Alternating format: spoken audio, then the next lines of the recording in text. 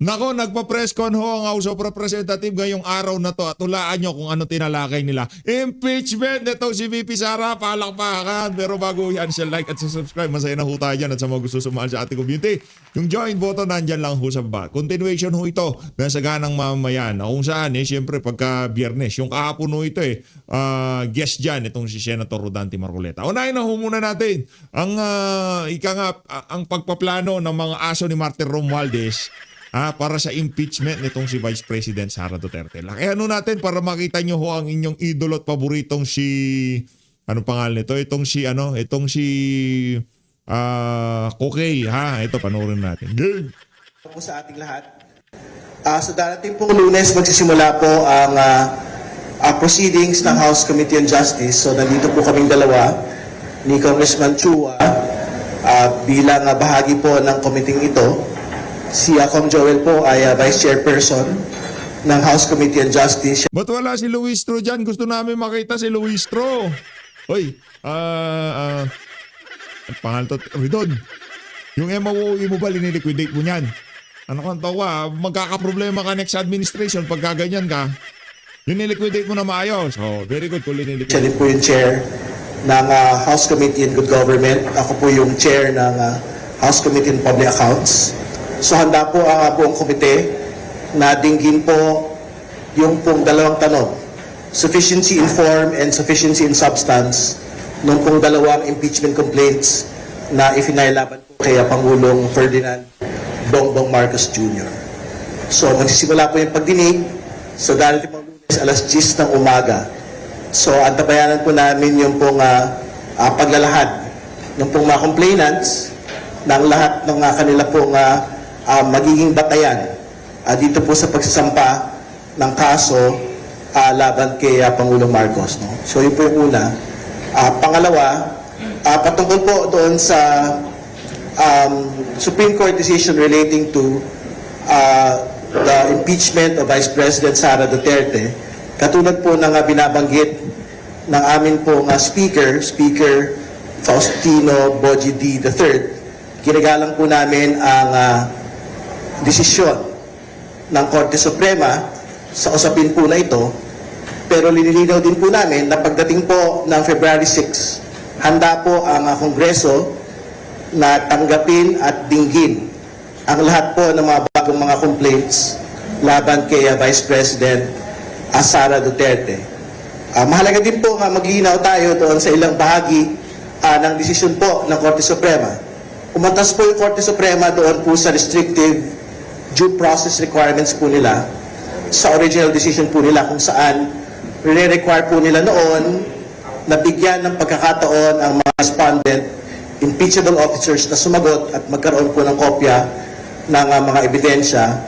Wala na po ito ngayon sa resolution po ng motion for reconsideration. Ang requirement na lang po ng Korte Suprema ay una, lahat po ng mga House members na sasali sa isang impeachment complaint under the express route ay dapat may kopya ng draft impeachment complaint at lahat po ng mga kalakip na ebidensya. Pangalawa, kailangan po lahat ng mga miyembro na kasama doon sa plenary deliberations nito pong impeachment complaint po na ito undertaken through the express route ay dapat may kopya rin po ng mga articles of impeachment at yun pong kanila pong kalakip pong mga ebidensya. So, ayan na po yung dinulo nito pong paglilinaw po ng Korte Suprema sa ilalim po ng motion for reconsideration po na ito.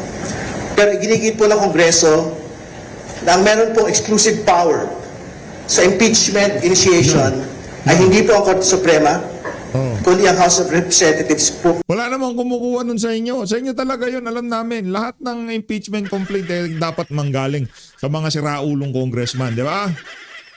Alam namin yun. At alam ng Korte Suprema yun. Huwag niyong lecturean ng Korte Suprema kung ano ang kaya at hindi nila kayang gawin. Magmumukha kayong mga siraulo kagaya nitong si Soto.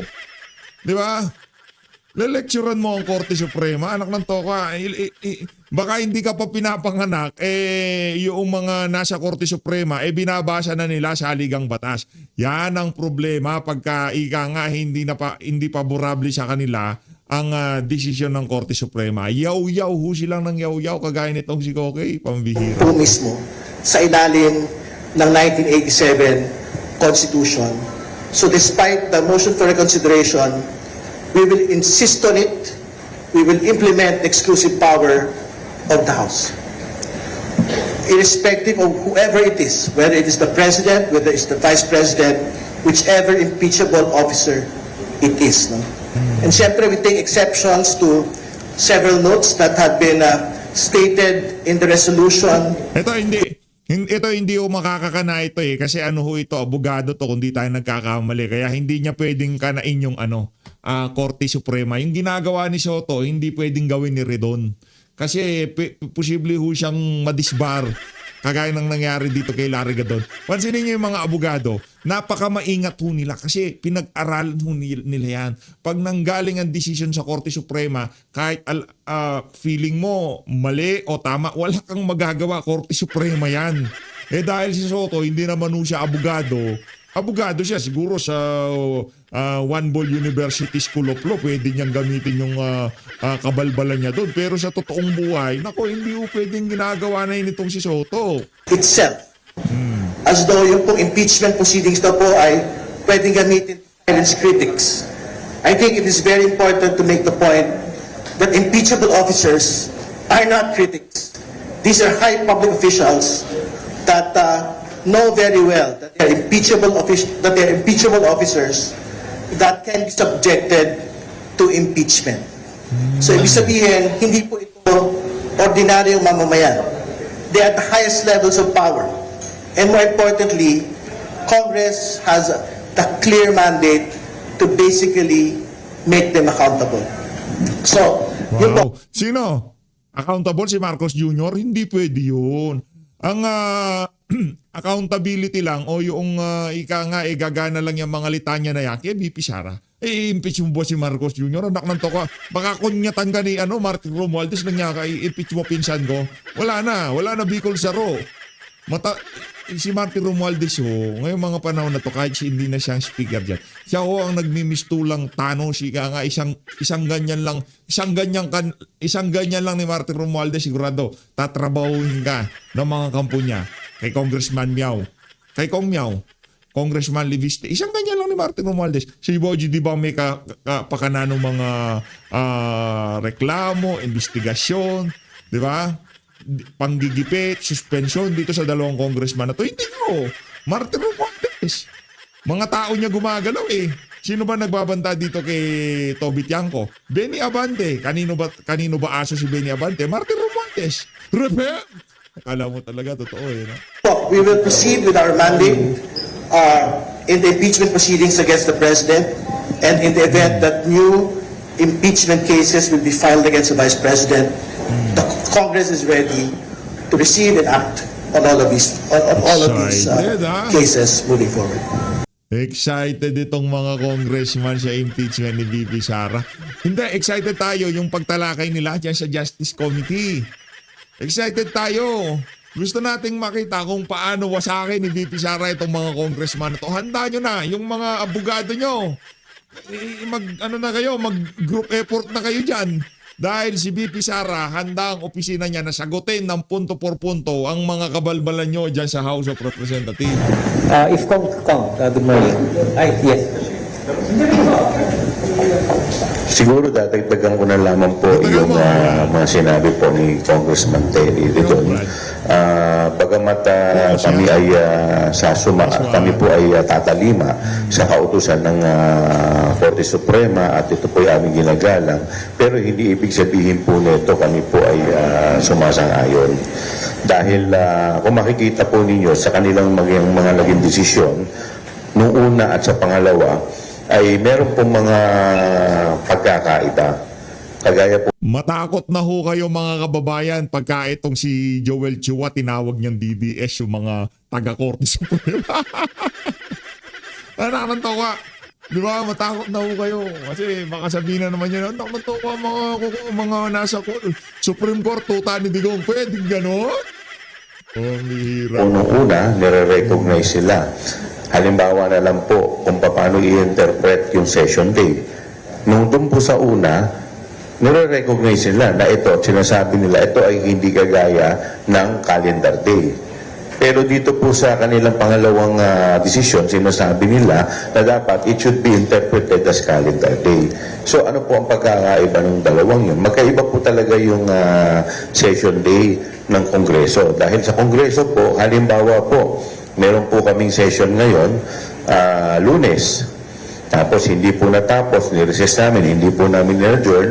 Ito po ay tinuloy namin the following day. One session day lamang po yun. Pero dito po sa, at yun po ay naging naging kultura na ng Kongreso, maski dati pa. So, pero ngayon po, lumalabas po, for purposes of impeachment, gumawa po sila ng sarili nilang definition pagdating po dito sa calendar day. At hindi ko rin po masisisi, hindi rin po namin masisisi kung bakit yung iba pong mga legal luminaries at ang ating pong Senate President, si Senate President Tito Soto, ay sinasabi na nagkakaroon ng judicial overreach. Dahil nga po, ito po ay Teka lang, pagka ang nagsabi nagkakaroon ng judicial overreach, isang abogado, tignan mo muna kung dilawan o pinglawan yan. Pero doon sa mga neutral na nagkakaroon, pagka sinabi nila na meron judicial overreach, pwede, sige, pag-aralan natin. Pero dito sa na to, bagay na to, kung ikaw partisan politician, kung ikaw partisan critics, hindi ka pwede magsabi ng ganoon. Kasi masyadong mababahiran kung ano man ang sasabihin mo diyan sa particular na issue na yan. 'Di ba? Kagaya nitong si Ascuna, 'di ba? Anticipated ko na 'yan, 'di ba? Na ganyan ang desisyon ng Korte Suprema. Kasi mali talaga yung prosesong ginawa nila. Hindi lang maragdag na gano'n ni Ascuna, pero ako na magtutuloy. Anticipated na gano'n ang gagawing desisyon ng Korte Suprema dahil nga yung kapalpakan na ginawa nitong sila Joel Chua. Kayo kasi, dinaan nyo kasi sa brasuhan eh. Mantakin nyo, sobra sa kalahati ng mga congressman o majority sa mga congressman ni anino ng impeachment complaint laban dito yung verified impeachment complaint laban dito kay VP Sara. Hindi nila nakita pero na-impeach si VP Sara. Ganon nung sila kalalakas ang saltik dyan sa House of Representatives noong 19 Congress. Majority ng mga congressman hindi nakita impeachment. Hindi nabasa. Diba? Pero na-impeach si VP Sara, palakpakan. Ngayong nagkomento, nagsalita ang Korte Suprema, teka, unconstitutional yan. Judicial overreach. Ano ka ng Petrang Garapata? Wag naman ganon.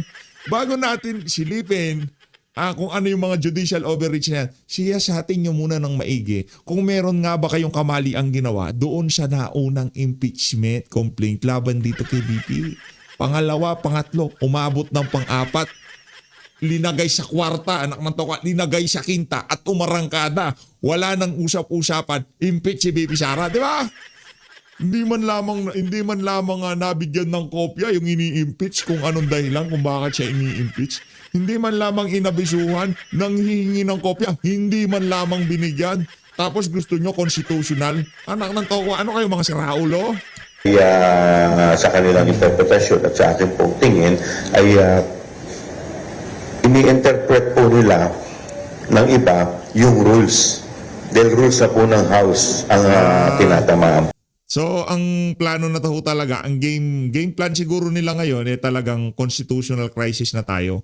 Tahasan na nilang i-call out ang mga maestrado o yung naging desisyon ng Korte Suprema dahil hindi napagbigyan ng kanilang kagustuhan.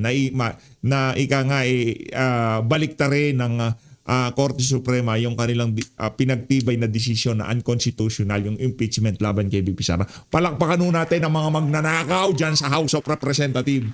Po dito. Pangalawa po, kung titignan po ninyo, maski po sa ating saligang batas, maliwanag po yung word na initiate. So dati po, pag sinabi pong initiate, ibig sabihin filing at house action. So when you say house action, dalawa lang po to. It's either you refer it to the Committee on Justice or by a 1/3 vote ng Kongreso sa plenary. Pero ngayon po, nagkaroon na po ng word na deemed initiated dito po sa latest ruling. So with that, parang sinasabi... Kasi hindi nga malaman kung kailan mag-i-initiate, di ba? Ngayon, linagay niya yung deemed initiated. Pagka hindi yan ginalaw o gustong i-dribble ng ibang mga congressman dyan sa House of Representatives, yung impeachment, deemed initiated na. Hindi na pwedeng gawin yung ginawa nyo doon sa impeachment ni VP Sara. Anak ng toka, gusto nyo kahit na patulugin nyo ng ilang linggo, ilang buwan, ilang taon yung impeachment kay VP Sara, hindi nyo inupuan, hindi nyo trinabaho, ano pa rin, kumbaga okay lang na ganun. Hindi pwede yun. Pagka nag-lapse na yung ibinigay na palugit, 10 session day o kung ano pa man yan, dapat deemed initiated na yan. Doon sila nagka-problema, anak ng tawa, dribble nila yung unang impeachment. May nagsampa ng pangalawa, pangatlo, pang-apat, hinihintay lang ho pala nila yung pondo na kung saan mabibigyan ng for later release yung mga pipirma dyan sa impeachment nitong si VP Sara. Luko-luko talaga tong. Okay lang sana kung hindi namin napanood yung cinema nung nagdaang kongreso. Kaso, alam ng bawat Pilipino kung anong kabalbalang ginawa nyo. Sabi nila, pag hindi na-actionan ng House, Langya ka, Joel, within the 10 session day, na base rin po sa interpretation nila na session day, ibig sabihin po nun, deemed initiated na agad. Therefore, papatak na yung 1 year barrel. Ano bang gusto nyo mangyari? O kung legal naman yung impeachment na yan, first day pa lang talakayin nyo na wala namang problema. Ang usapan dito, ika nga, magkakaroon na ng due process doon sa mag-i-impeach at doon sa ini-impeach. Hindi yung one-sided ng usapan dyan sa House of Representatives. Pagka yung ini-impeach, kalaban sa politika. Diba dito sa isa na to, ngayon magkakaroon ng pares na laban. Dapat bigyan nyo ng kopya yung ini-impeach. Hindi kagaya dati, anak na to ka, mai-impeach na, wala pa silang kopya kung, diba yung verified impeachment complaint, article of impeachment o kung ano man ang tawag dyan, diba? Wala mang kopya si VP Sara na-impeach sa House of Representatives. Tama ba yun? So with that, nagkakaroon po ng nagkakaroon. Naku, matagal-tagal ho itong video na to. Kayo na ho ang sumagot dito kay Joel Chua sa mga susunod na kabalbalan na sasabihin niya, ha? Gusto ko marinig ang mga punto de vista ng ating mga kababayan sa mga kabalbalan nitong si Joel Chua. Nagkaroon po ng konting diskusyon kung kinakailangan ba ay o matatamaan pa, maapektuhan ba yung House rules. So, in fact, sinasabi nga po ni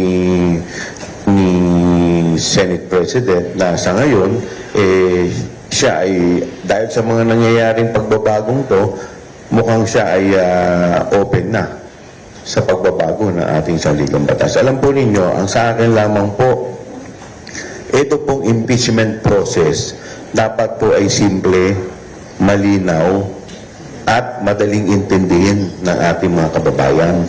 Dahil ito lamang po ang paraan para mapanagot po yung mga nasa taas. Dahil kung ito po ay gagawin po natin komplikado, ito po ay magiging pahirap, lalong-lalo na sa mga impeachable officers. Siguro, bago ibukas yung hapag sa mga tanong, very important din ho, siguro, total parang very concerned, no? Yung pong Korte Suprema sa usapin po ng timelines. Ang sinasabi po nila, impeachment should be an expeditious process, no? Ibig sabihin, mabilis, no? But we'd also like to bring the question back to the Supreme Court today.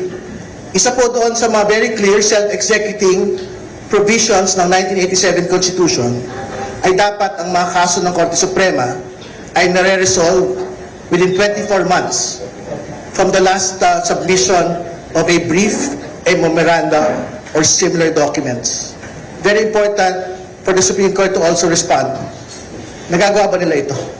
Kasi I'm quite certain there's several very high public interest cases like yung pong non-contact apprehension case. It has been pending with the Supreme Court for the longest time. It has not yet been resolved. So ibig sabihin, to stick it to Congress that impeachment is a matter, I think they should look at themselves as well on whether or not they're able to comply with this particular 24-month period to resolve cases within their court. Sige, can you give us an idea kung paano go proceed yung hearing ng Committee on Justice? Halimbawa doon sa first impeachment case against BBM. Haharap doon yung abogado nag-file ng case at yung abogado yung nag-endorse. Well, una po muna, siyempre, re-resolve po muna kung may sufficient inform and substance. Yun po muna yung pinaka-basic dyan. So, once na-determine po na meron pong form at saka substance, i-require po sila na sumagot. And then, isa-set na po yung hearing. Ganun lang po yung kasimple. Balikan ko lang kung yung pong desisyon ng Korte Suprema. If Congress disagrees with the interpretation of the Court, what lawful tools remain for asserting po yung legislative authority on the matter?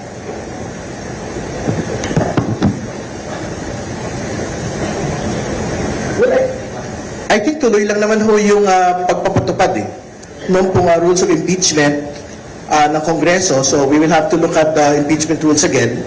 But not because the Supreme Court told us to do it. No? But ano pa ho ba yung mga pwedeng maidagdag para talaga hong sumalubong doon sa mga ilang mga demands relating to due process. No? Pero it is ultimately Congress that will get to decide it. No one else. No? So we will implement it in the President's impeachment proceeding, and in a future Vice President impeachment proceeding, we will still implement it. No? So, ibig sabihin, yung optionality na binibigay po ng Korte Suprema, may sinasabi sila rin, na parang ito yung mga proposals namin sa inyo, pwede niyo po itong gawin, pero hindi niyo ito kailangang sundin. So, this will of course be considered moving forward, particularly pag ang pinag-usapan na ho natin express route going to the Senate. No? Kasi, ang totoo naman po, ito pong the President's impeachment by next week, ito po yung first mode, which is basically just referral to the House Committee on Justice. Irrelevant po yung Supreme Court decision dito po sa bagay po na ito. No? So, katulad na binanggit po niya Congressman Joel kanina, on the first day, there will be a determination of sufficiency in form. So kung tama ho ba yung pong pagkakalatag, pagkakasubmit nito pong mga impeachment complaints po na ito. Parang yung first complaint, sabi na marami, insufficient in form. Kasi ilang pahina lang yun, parang walang attached na evidence, gano'n. Wala pa po kasi kaming kopya, so titingnan po natin. Pero actually, yung sufficiency in form, madali lang naman po yun dahil titingnan mo lang naman kung verified. Tapos kung may endorsement ng congressman. So siguro mas magkakatalo-talo dyan dun sa sa substance Kung papasok po yung kanilang mga allegation based doon sa grounds na nakasaad po sa ating saligang batas para po maging impeachable ang para maging grounds for impeachment yung official. Pero pwede naman natin pag-usapan, I think to a certain extent, yung pong ilang bahagi doon sa allegations, no? Nung pong first impeachment complaint, yung inuna ho nila doon, yung pong arrest ni former President Rodrigo Duterte and pagdadala po sa kanya sa The Hague to face trial under the International Criminal Court. I think kailangan natin maglinaw po roon na ang ginawa po ng executive ay pag-implement po ng isang tratado sa pagitan ng Pilipinas at ng Interpol. So basically, ito po ay pagsunod doon sa kanya pong trabaho at mandato at prerogatives bilang bahagi po ng ehekutibo. So tingin ko wala akong impeachable offense sa ganyan pong bagay. It does not rise to what? A culpable violation of the Constitution. It does not rise to a betrayal of public trust. Kasi nga ho, pag-implement po ito na aktual na tratado ng Interpol at ng Pilipinas. Pangalawa, binabanggit po yung unprogrammed appropriations. You have to be very clear that unprogrammed appropriations had been in the budget since 1989. 2 years after the 1987 Constitution, 3 years after EDSA. So, ibig ko sabihin, ang program appropriations itself, I don't think the Supreme Court had ever stated that this is an unconstitutional provision in the national budget. No? So, I don't know how it would rise to a betrayal of public trust or a culpable violation of the Constitution. So, we will leave it to the complainants to make their case, no, by next week. Meron pa yatang drug addiction doon. Dadagdagan ko lang po yung sinabi ni Congressman Terry Ridon. Pagdating po sa una, tayo po ay, ito po kasing Interpol na kung saan tayo po ay signatory dito. Ito rin po yung ginagamit natin pag meron din tayong hinahabol sa ibang bansa. Kaya tama po si Congressman Terry na ito po ay pagsunod lamang sa warrant na inilabas, hindi naman po ng korte dito sa atin. Bagkus korte po, international court po yung naglabas po yan, hindi naman po ang bansa natin. Pagdating naman dun po sa program, I think ang kino-question nila dun ay hindi pagbito. Yung hindi daw pagbito ng presidente. Ang pagbito po ay prerogative po yan ng presidente. Hindi po natin dapat i-impose kung ano ang ibibito niya at kung ano ang hindi niya ibibito. At hindi naman po masama kung may mga items siya na hindi binito na sa tingin po ng iba, dapat ay ibito. So ano yung likelihood matagtang itong first impeachment complaint? Dalawa pa lang naman po yung diniscuss ni Congressman Terry. Meron pa po iba to. Kung hindi dahil sa sinabi ni Senate President Soto yung idea ng charter change para once and for all masettle yung issue na ito, ano yung chance na maisakatuparan ito or will it be too risky at this point to implement yung ganitong idea? Apo. Alam po ninyo, yung konstitusyon po natin, more than 30 years na, almost 40 years na eh.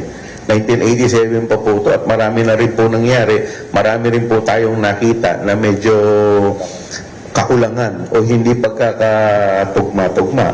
Isa na lang po dyan, yung pagboto po ng House sa joint or separate. Naging usapin po yan. So, marami po nakikita po natin. Pangalawa, nakita rin po natin yung isang issue po dyan, yung anti-dynasty. So, at ngayon po, ito po yung sa akin pong pananaw, dinagdagan nila yung grounds for para mag-initiate po. So, dito po sa panibagong nagdagdag po sila ng deemed initiated. So, sa akin pong pananaw, po pwede po itong baka napapanahon na rin para ito ay silipin. So, not in particular lamang dito sa impeachment, bagkus pati rin po sa ibang provision. By next week po, magtatapos yung 1-year bar rule dun sa impeachment case ng pangalawang Pangulo. Ang Pangulo po ay patuloy na naninindigan na parang nilalayo yung sarili niya sa usapin. And rightly so. Pero yung ganitong postura, meron po ba itong impact, lalo na dun sa mga administration allies sa Kongreso, for instance, para nang sa ganun, kung sakaling maisakatuparan yung second impeachment ay makapag-generate din ito ng support kagaya ng unang impeachment case na sinampalaban sa pangalawang Pangulo? Well, again, ang impeachment po ay sole prerogative ng legislature. No? So, like what you had stated, rightfully so, dapat hindi po kasama yung pong executive po rito. And again, yung pong impeachment proceedings will always be based on facts. It will be based on evidence, and decisions relating to the impeachment will be based on the conscience of every House member. Hindi ba? So, irrelevant po kung ano ho yung instructions or views ng executive po sa bagay na ito. Kasi ultimately, ang pag-uusapan po, for example, sa anumang mga impeachment proceedings, ano po ba yung batayan? Culpable violation of the Constitution ba yan? Betrayal of public trust ba yan? At yung pong mga facts at ebidensya na maipapakita po sa bagay po na ito. No? So, in a refiling of a Vice President impeachment case, I don't think the facts have changed from last year. We're still going to be talking about the use of confidential funds and yung pong death threats against the President, the First Lady, and the former House Speaker. No? Hindi lang ako sigurado kung may mga additional basis for an impeachment for this year, pero I think yung first two na naging batayan po nung nakaraan will be the same initial basis for the next impeachment against the Vice President. Kung mahigit isang taon po simula nang lumabas yung issue nila Mary Grace Piatos, etc. At yung mga aligasyon hinggil dun sa katiwalian na di umano ay nakumit ng pangalawang Pangulo. And yet, dahil dun sa desisyon ng Korte Suprema, nabinbin, nabalam yung usapin.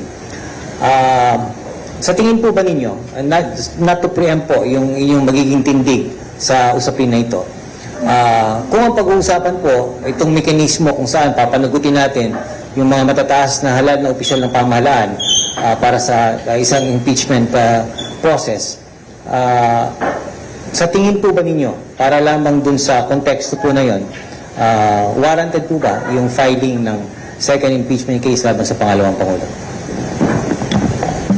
Alam po ninyo, yung naging desisyon po ng Korte Suprema, hindi naman po nila dinesisyonan yung substansya ng impeachment complaint. Ang pinag-usapan po dito ay yung sheer technicality. So, pagdating sa sustansya, wala naman po silang mention dito. Kaya maganda rin at very interesting din dahil hanggang ngayon, hindi pa rin po nare-resolve itong laman ng impeachment complaint. Siguro dadagdagan ko lang yung binanggit kanina ni Congressman Terry Ridon, no?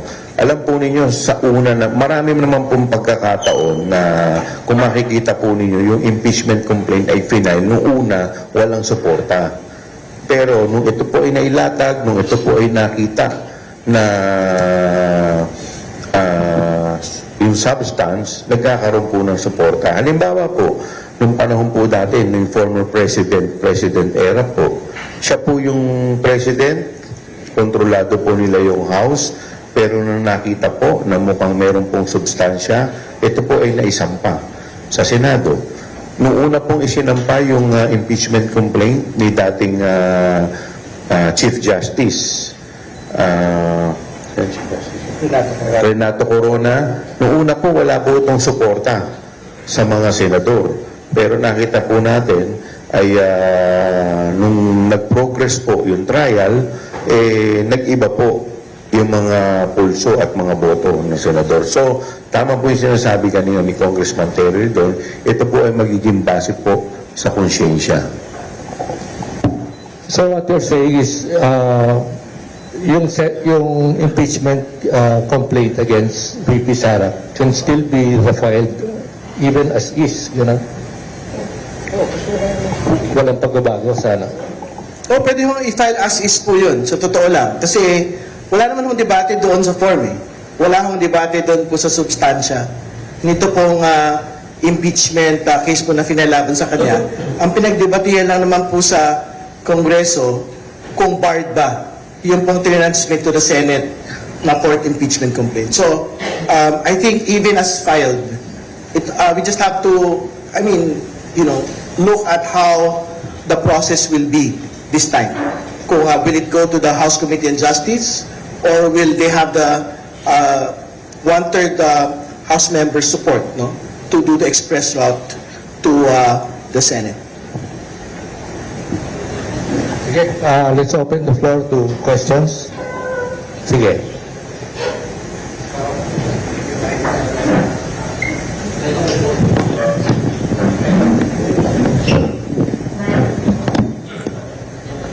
Good morning po. Herlene Delgado from ABS-CBN News. Kay Content, kung since nakapag-express na ng stand si Conchula kanina, do you support yung sinabi ni SP Soto na this is time, he would support yung constitutional amendment? Do you think this would fly in both houses of in lower and upper chamber at this point in time? And if yes, won't you think this would open a can of worms or maybe the danger of tinkering with the political provisions, especially with the upcoming 2028 elections?